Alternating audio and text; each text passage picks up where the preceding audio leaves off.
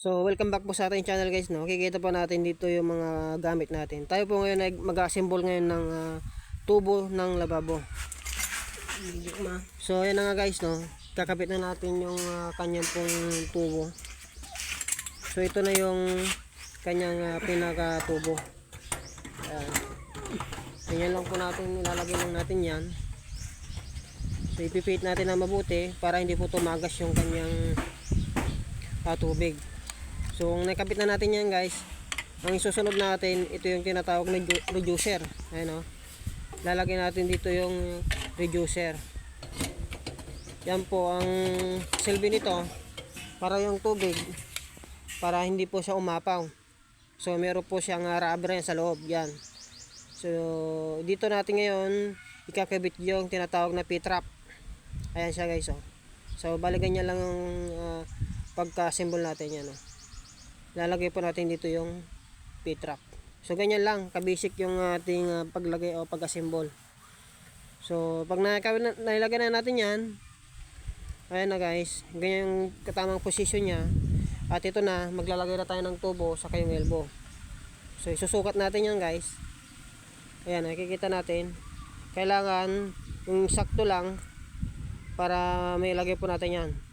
Puputulin po natin yung kanyang tubo para sakto lang sa P-trap. So ito naman guys, bago mo natin ilalagay yung elbow, kailangan ay kakaskasin po muna natin ng liha.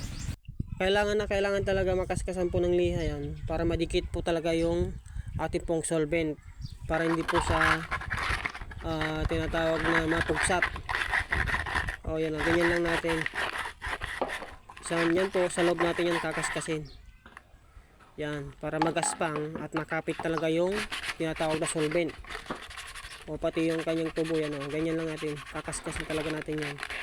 Para makapit na makapit po siya. So ito na guys. Natapos na po natin na assemble. So ganyan na po yung pagka-assemble ng ating pong lababo ng tubo. Ayan o. Reducer, P-trap, at dalawang elbow. Sa katubo yung ginamit lang natin dyan, at solvent. Ayan o. So makikita natin, titestingin po natin yan kung meron bang tagas.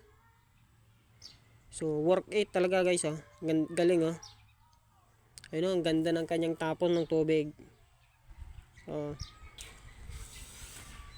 ito na, napakaganda na yung ating lababo na magagamit na natin. Sana nakatulong po sa inyo itong ating pong pag DIY sa pagkakabit po ng tubo ng ating lababo.